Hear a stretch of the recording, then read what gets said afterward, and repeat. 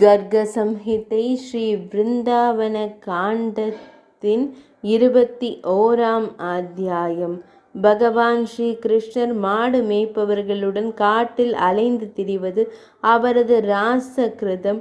அடக்கமான மாடு மேய்ப்பவர்களை விட்டுவிட்டு தேவி ராதையுடன் அவர் தனிமையில் தங்குவது, பெருமைமிக்க ராதையை கூட விட்டுவிட்டு அவர் மறைவது.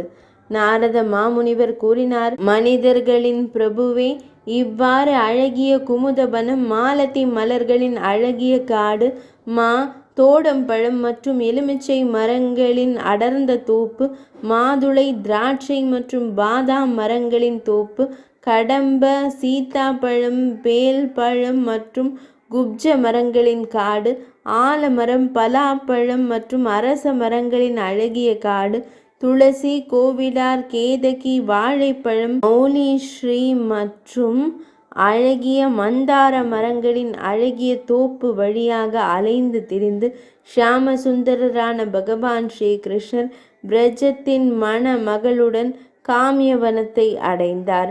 ஒரு மாலையில் பகவான் ஸ்ரீ கிருஷ்ணர் இனிமையான குரலில் புல்லாங்குழல் இசைத்தார். அவரது கவர்ச்சியான தொனியை கேட்டு பிரஜ அழகிகள் திகைத்து பிரமித்து போனார்கள். அரசனே, வானத்தில் தேவர்களுடன் விமானங்களில் அமர்ந்திருந்த தேவதைகளும் மயங்கினர். மன்மதனின் அம்புகள் அவரது கை கால்களை துளைத்தன. அவர் கழுத்து பட்டைகள் தளர்ந்து நழுவத் தொடங்கின. உயிரினங்கள் உள்பட 4 வகையான உயிரினங்களும் மாயையை அடைந்தன.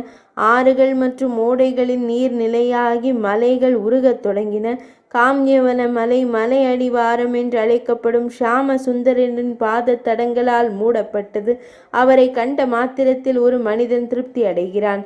பிறகு ராதா வல்லபரான பகவான் ஸ்ரீ கிருஷ்ணரும் நந்தீஸ்வரரும் பிருகத்சானு கிரியையின் கரையில் ராச விலாசங்களை செய்தனர். மிதிலையின் அரசரே, கோபியர்கள் அங்கு தங்கி தங்கள் அதிர்ஷ்டத்தை குறித்து மிகவும் பெருமை கொண்டனர். அவர்கள் அங்கு இருப்பதால் மிகவும் பெருமை அடைந்தனர். பின்னர் பகவான் ஸ்ரீஹரி அவர்களை அங்கேயே விட்டுவிட்டு தேவி ராதையுடன் மறைந்தார். மிதிலையின் அரசரே, அந்த பாழடைந்த காட்டில் பகவான் ஸ்ரீ கிருஷ்ணர் இல்லாமல் அனைத்து கோபியர்களும் பிரிவின் நெருப்பில் எரிய தொடங்கினர். அவர்களின் விழிகள் கண்ணீரால் நிரம்பி திடுக்கிட்ட மான்களைப் போல அங்குமிங்கும் அலையத் தொடங்கின. யானைகள் இல்லாத பெண் யானைகளும் மான்கள் இல்லாத பெண் மான்களும் காட்டில் வேதனையில் அழுவது போல பிரஜ பெண்கள் பகவான் ஸ்ரீ கிருஷ்ணரை காணாததால் துயரமடைந்து கலங்கி கசப்புடன் அழத் தொடங்கினர். அரசரே, அரசர்களின் தலைவரே, அவர்கள் அனைவரும் ஒன்றாகவோ அல்லது தனித்தனி குழுக்களாகவோ காட்டிலிருந்து காட்டிற்கு சென்று பைத்தியம் பிடித்த பெண்களைப் போல மரங்களையும் கொடிகளையும் பார்த்து, மரங்களும் படர்களும், சீக்கிரம் சொல்லுங்கள், எங்கள் அன்பான நந்தனன் எங்கே ஒளிந்திருக்கிறான்? அவரது குரலில் ஸ்ரீகிருஷ்ணா ஸ்ரீகிருஷ்ணா என்று அவள் கூப்பிடுவாள். அவள் மனம் பகவான் ஸ்ரீ கிருஷ்ணரின் காட்சிகளில் மட்டுமே கவனம் செலுத்தியது. எனவே அந்த முற்றங்கள் அனைத்தும் பகவான் ஸ்ரீ கிருஷ்ணரை போல ஆயின. வண்டால் மூடப்பட்ட ஒரு பூச்சி அதை குறித்து யோசிப்பதன் மூலம் வண்டு போல மாறுவது போல இதில் ஆச்சரியப்படுவதற்கு ஏதுமில்லை. பகவான் ஸ்ரீ கிருஷ்ணரின் பாதங்களிலிருந்து குறிக்கப்பட்ட இடத்தை அடைந்த கோபியர்கள் ஸ்ரீ பாதுகையின் தாமரை பாதங்களில் தஞ்சம் புகுந்தனர். அதன் பிறகு பரமபுருஷ பகவானின் அருளால் கோபியர்கள் வழிபட்டு பரமபுருஷ பகவானின் தாமரை பாதங்களை கண்டனர். பகுலாஸ்வ அரசர் கேட்டார், இறைவா, ராதா வல்லப ஷியாம சுந்தர் மற்ற கோபியர்களை விட்டுவிட்டு தேவி ஸ்ரீ ராதையுடன் எங்கே சென்றார்? பிறகு கோபியர்கள் அவரை எப்படி கண்டார்கள்? ஸ்ரீ நாரத மாமுனிவர் கூறினார், அரசரே, பகவான் ஸ்ரீ கிருஷ்ணர் அவர் தேவி ஸ்ரீ ராதையுடன் சங்கேதத்தின் அடிப்பகுதிக்கு சென்றார்.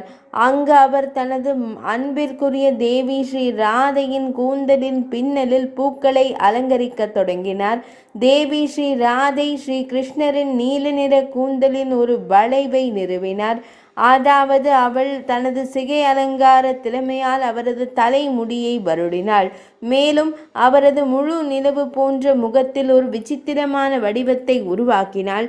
இவ்வாறு ஒருவரை ஒருவர் அலங்கரித்து கொண்டு பகவான் ஸ்ரீ கிருஷ்ணர் ராதையுடன் பத்ரவன், மகான், கதிரவன், பல்லவன் மற்றும் கோகிலவன் ஆகியோருடன் சென்றார். இதற்கிடையில் பகவான் ஸ்ரீ கிருஷ்ணரை தேடி கோபியர்கள் அவரது கால் தடங்களை கண்டனர்.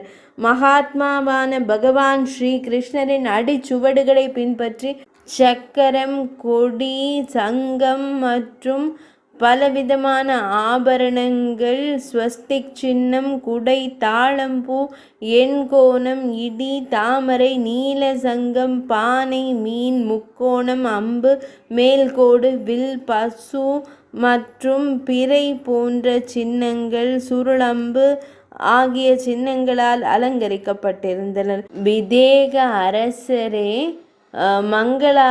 ஆயுதம், கதாயுதம், புதினம், மீன், சங்கம், மலையரசன், சக்தி, சிம்மாசனம், தேர் மற்றும் 2 புள்ளிகள் ஆகியவற்றின் சின்னங்களால் விசித்திரமாக அலங்கரிக்கப்பட்ட அந்த கால் தடங்களை கண்ட கோபியர்கள் ஒருவருக்கொருவர் நிச்சயமாக நந்தநந்தனர் தேவி ஸ்ரீ ராதையை தன்னுடன் அழைத்து சென்றிருப்பார் என்று அவர்களுக்குள் கூறத் தொடங்கினர். பகவான் ஸ்ரீ கிருஷ்ணரின் தாமரை பாதங்களின் அடையாளங்களை கண்டு கோபியர்கள் காக்கை காட்டை அடைந்தனர். அந்த மாடு மேய்க்கும் பெண்களின் சப்தத்தை கேட்டு மாதவன் அவர் தேவி ஸ்ரீ ராதையிடம் கூறினார். தனது அழகால் கோடிக்கணக்கான சந்திரர்களை இகழ்பவர் அன்பான தேவி ஸ்ரீ ராதையே. கோபிகைகள் அனைத்து பக்கங்களிலிருந்தும் வந்தனர். இப்போது அவர்கள் உன்னை அவர்களுடன் அழைத்து செல்வார்கள். எனவே விரைவாக இங்கிருந்து வெளியேறுவாய். அந்த நேரத்தில் ராதை என்ற மனித பிறவி தனது அழகு, இளமை, திறமை மற்றும் நல்லொழுக்கத்தால் பெருமைப்பட்டு பகவான் ஸ்ரீ கிருஷ்ணரிடம் உரையாடினாள். தேவி ஸ்ரீ ராதை கூறினாள், அன்பானவரே, நான் இதற்கு முன்பு அரண்மனையை விட்டு வெளியேறியதில்லை. ஆனால் இன்று நான் நீண்ட தூரம் நடக்க வேண்டியிருந்தது. அதனால் என்னால் ஒரு அடி கூட எடுத்து வைக்க இயலவில்லை. இந்த மென்மையான இளவரசி வியர்வையில் நனைந்திருப்பதை நீங்கள் காணவில்லையா? பிறகு என்னை எப்படி அழைத்து செல்வீர் என்றுரைத்தாள் தேவி ஸ்ரீ ராதை. நாரத மாமுனிவர் கூறினார், இந்த வார்த்தைகளை கேட்டதும் தேவி ராதையின் அன்பான பகவான் ஸ்ரீ கிருஷ்ணர் தனது தெய்வீக மஞ்சள் நிற துணியால் தேவி ஸ்ரீ ராதையை விசிறி அடிக்க தொடங்கினார். பின்னர் அவர் கரத்தை பிடித்து, தேவி ராதையே, இப்போது நீ உன் வேகத்தில் மெதுவாக நட என்றார். அந்த நேரத்தில் பகவான் ஸ்ரீ கிருஷ்ணர் பலமுறை கேட்டுக்கொண்ட பிறகும் தேவி ஸ்ரீ ராதை தன் கால்களை அசைக்கவில்லை. அவள் பகவான் ஸ்ரீஹரியை நோக்கி முதுகை காட்டி அமைதியாக நின்றாள். பின்னர் துறவிகளின் அன்பான பகவான் ஸ்ரீ கிருஷ்ணர் பெருமையும் அன்பும் கொண்ட ராதையிடம் கூறினார், தேவியே, இங்குள்ள மற்ற கோபியர்களும் என்னை சந்திக்க ஏங்குகிறார்கள். ஆனால் அவர்களை ஒதுக்கி வைத்துவிட்டு நான் உன்னை என் இதயத்தில் வணங்குகிறேன். உனக்கு பிரியமானதை நான் செய்கிறேன். ராதே, என் தோள்களில் ஏறி இந்த இடத்தை விட்டு விரைவாகவும் வசதியாகவும் வெளியேறு என்றார் பகவான். நாரத மாமுனிவர் கூறினார், நரேஸ்வரரே, அவர் இதை கூறினார். ஆனால் மையல் நாயகி அவர் தோளில் ஏல விரும்பிய போது சுதந்திரமாக நகரும் கடவுள் அன்பான பகவான் ஸ்ரீ கிருஷ்ணர் அங்கிருந்து மறைந்தார். ராஜேந்திரன் பின்னர் கீர்த்திகுமாரி ராதையின் மரியாதை வீழ்ந்தது. அந்த பெரிய காக்கை காட்டில் அவள் இறைவனிடமிருந்து பிரிந்ததால் துயரமடைந்து சத்தமாக அழத் தொடங்கினாள். மிதிலையின் அரசரே, அந்த நேரத்தில் கோபியர்கள் கூட்டம் வந்தது. தேவி ஸ்ரீ ராதையின் இதயத்தை உடைக்கும் அழுகையை கேட்டு அவர்கள் பரிதாபமும் அவமானமும் அடைந்தனர். சிலர் தங்கள் எஜமானியான தேவி ஸ்ரீ ராதையை அமிர்தம் மற்றும் மலர்களால் நீராட்டத் தொடங்கினர். சிலர் சந்தனம், அகுரு, கஸ்தூரி மற்றும் குங்குமப்பூ ஆகியவற்றை கலந்து கொடுத்தனர். கோபிகை அவளின் மீது, தேவி ஸ்ரீ ராதையின் மீது தண்ணீரை தெளிக்க தொடங்கினாள். ராதைக்கு காற்றை கொடுக்க சில பாத்திரங்களையும் விசிறிகளையும் அசைத்தாள். மேலும் வற்புறுத்தலில் திறமையான பல்வேறு வார்த்தைகளால் தேவி ஸ்ரீ ராதையை ஆறுதல் படுத்த முயன்றாள். மிதிலேஸ்வரரே, பகவான் ஸ்ரீ கிருஷ்ணர் அளித்த மரியாதையை குறித்து தேவி ஸ்ரீ ராதையின் வாக்கிலிருந்து கேட்ட பிரஜத்தின் கோபிகைகள் ஆச்சரியம் கொண்டார்கள். இது ஸ்ரீ கர்க சம்ஹிதையின் பிருந்தாவன காண்டத்தின் 21ஆம் அத்தியாயமான ராசகிருதம் என்னும் அத்தியாயம் இனிதே நிறைவடைந்தது.